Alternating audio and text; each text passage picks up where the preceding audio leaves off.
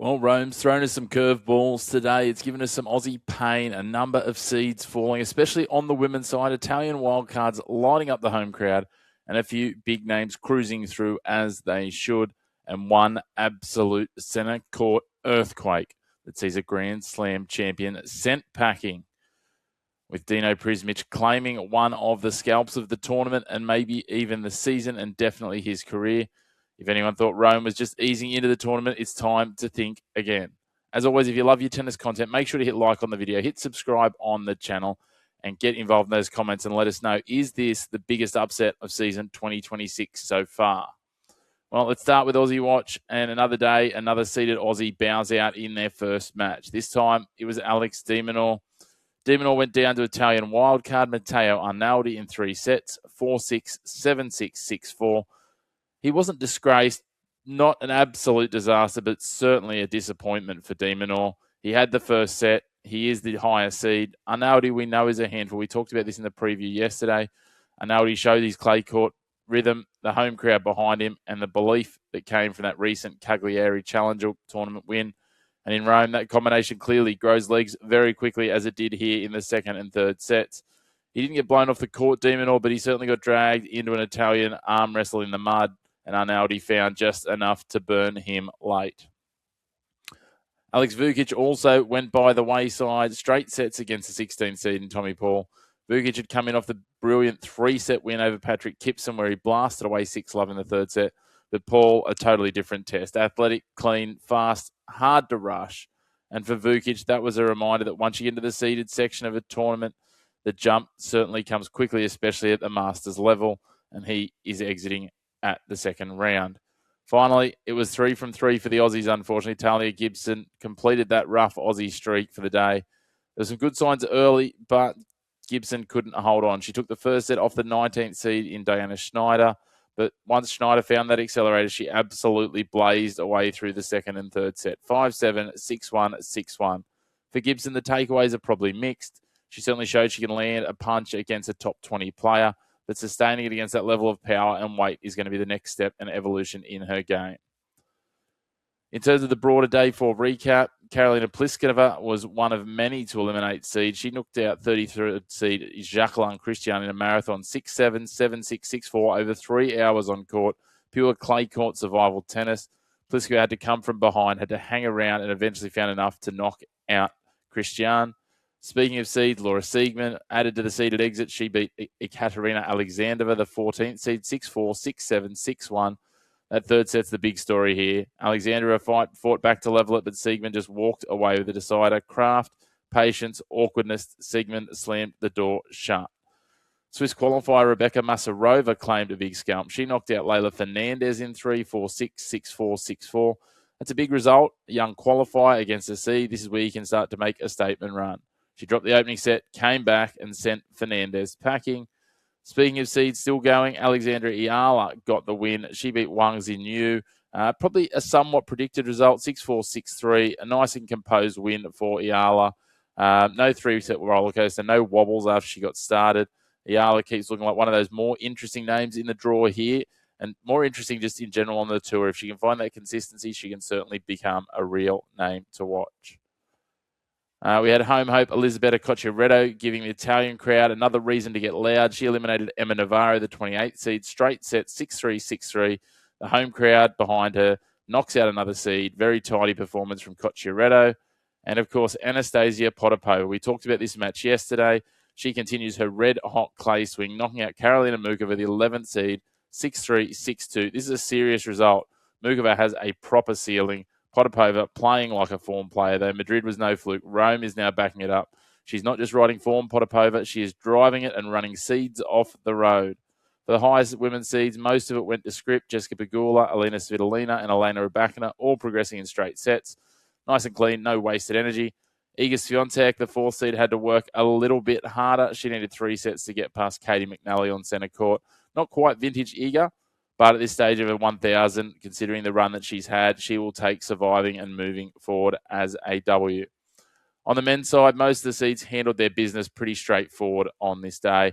Ugo Humbert, Karen Khachanov, Francisco Cerundolo, Yuri Lehechka, Alex Bublik, Casper Ruud, Rafael Hodar in his first match as a seeded player, Lena Tian and Alexander Zverev, all straight through in straight sets. It's exactly what you need when you're seeded. No 5-alarm fire, no unnecessary clay court tax. Don't use too much energy. Get through and keep it all moving. You get a couple of spinners in the works. One of them probably a little predictable. The other one certainly not predictable. The first, Alexander Blocks, advancing at the expense of 29th seed Talon Griekspoor. Griekspoor's one of those players, he sort of hangs about the seeds, but sometimes you're almost surprised that he still clung and got enough points to stay seeded. Blocks took this one in 3, 6-7, 6-3, 6-4.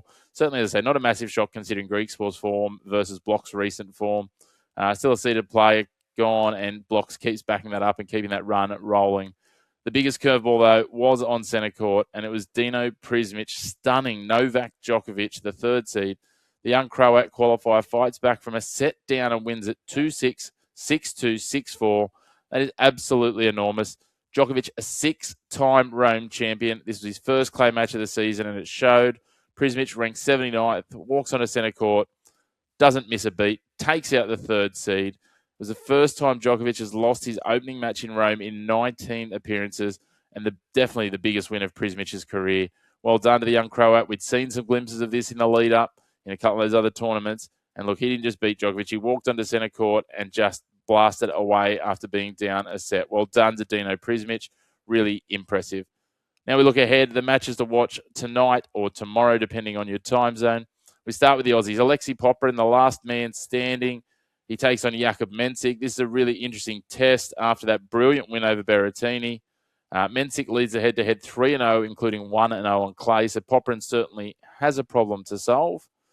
He's coming off a statement win, though, so can he harness that momentum? Mensik has always had the answers in this matchup. He's got the big serving, the clean power, the youthful confidence, and the ability to take time away.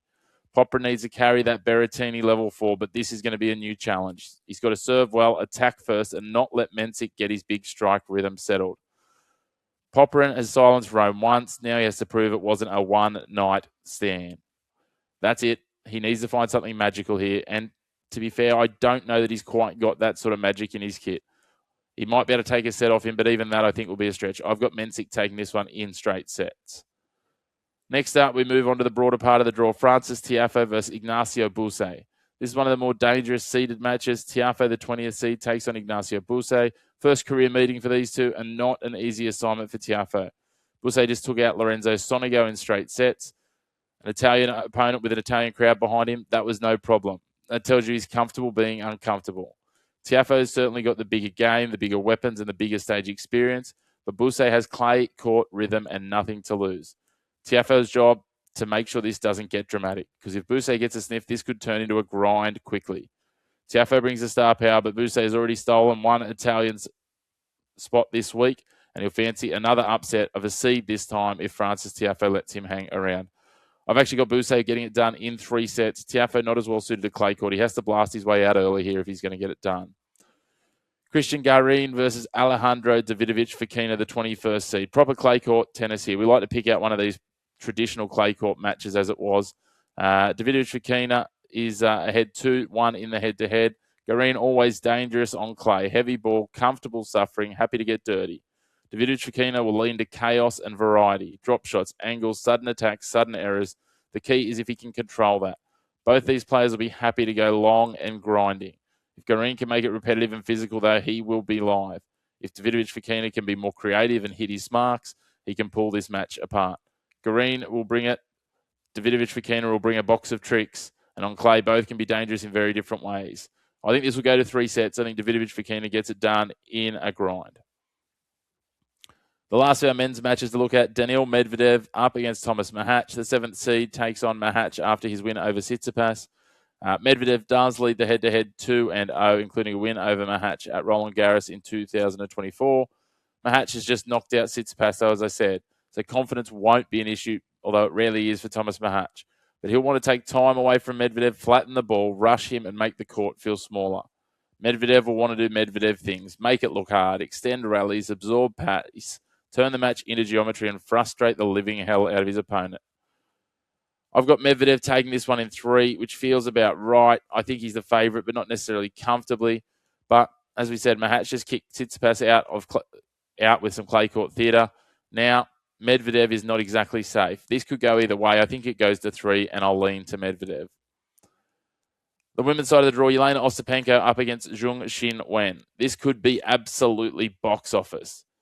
The head-to-head is Zheng leading 3-1, but Ostapenko always dangerous. We saw what she did in the first round. She doesn't do warm, polite tennis. She's full volume. When she's on, she can hit through anyone, but the thing we know is that Zheng will bring serve power, a heavy forehand, better structure, and the ability to hurt Ostapenko before Ostapenko hurts her. Realistically, this one probably comes down to error control. Both can hit winners, both can take over rallies, but Zheng may have the cleaner route through the chaos.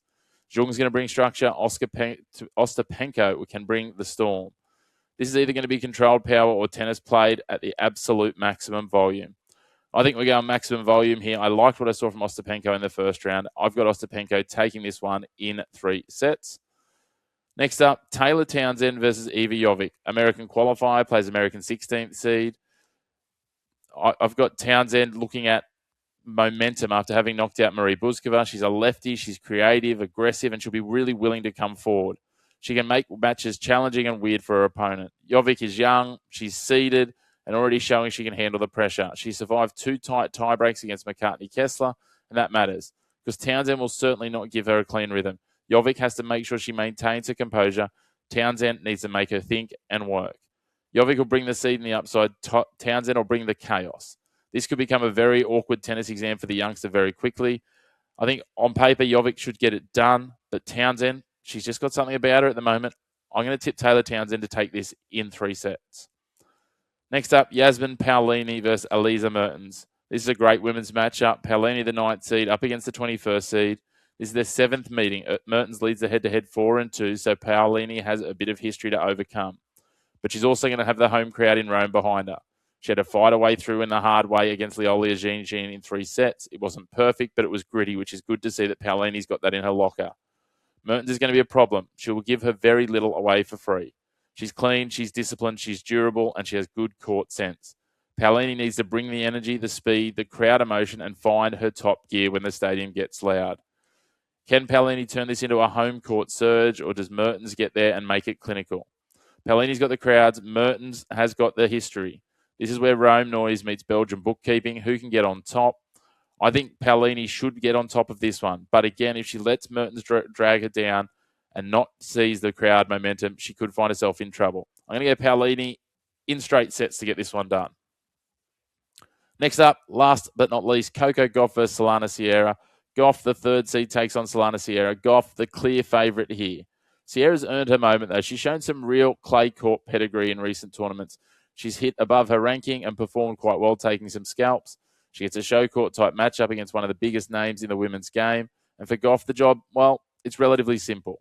Serve cleanly, don't donate errors, use the legs, keep scoreboard pressure on from the start.